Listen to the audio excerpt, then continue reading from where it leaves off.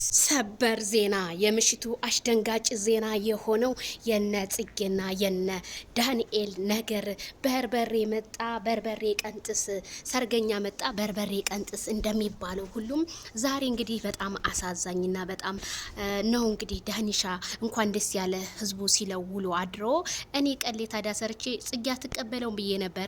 ይኸው ጽጌ አልቀበለውም ማለች። አብርሃም ግን እኔ የታዘብኩት ነገር አብርሃም ጽጌን ወደ ትዳር ገፋፍተህ ነገ በህይወቷ ላይ ትልቅ መስዋዕት ልታስከፍላት ማለት ነው። አንተ ገና ልጅ ነኝ ትዳርን እኔን ያየ ይቀጣ ስትላል ነበር እንደ አብርሃም ዛሬ እንዴት እንደዚህ ልትል ቻልክ? ኧረ እኔማ እንደው አብርሃም ይንበረከክ ይሆን እንደያኩ እየጠበቅኩ ነበረ። ደግሞ በቁንጣ ነው አብርሃም። እንደው ይሄ ቁንጣ ግን ከላይ የሚወልቀው መቼ ነው ማለት ነውና በጣም ይገርማል። በጣም ያሳዝናል። እንግዲህ ዳኒሻ በጣም አዝኗል። አይዞ 14 አመት ሙሉ ላይፍን አሳልፋችሁ፣ ጽጌ ግን ግፈኛ ነሽ።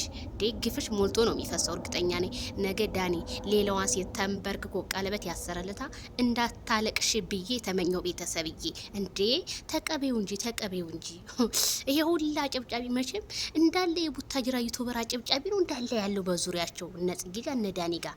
በጣም ገራሚ እኮ ነው። እኔ ራሱ በጣም ነው የገረመኝ ቤተሰብዬ። እንደውና ዳንኤል አይዞህ፣ ጽግሻ ግን ይሄን ፕሮግራም የውሸት እንኳን አውቅሽ በማስመሰል እንትን ብትይ ኖሮ ቢሆን መልካም ነው። እሺ ራሱ ብትዩ በጣም እኮ ነው አሳፋሪ እኮ ነው። በጣም እኮ ነው ወንድ ልጅ ተንበርክኮ አንቺ እኔ ገና ነኝ ገና ብዙ ያላስተካከልኳቸው ነገር አለ። 14 አመት ሙሉ እንዴት ሳታስተካከይ ጊዜሽን እንዴት እንደው እኔ እንደሚገርመኝ መቼም ጽግዬ ይችን ሱቅ ዳኒ አይቶ ሊበላይ ነው ብላ ነው እንጂ የፍቅር ጥያቄ ትቀበለው ነበር። ወይኔ ጉድ! አረ ጉድ አለ።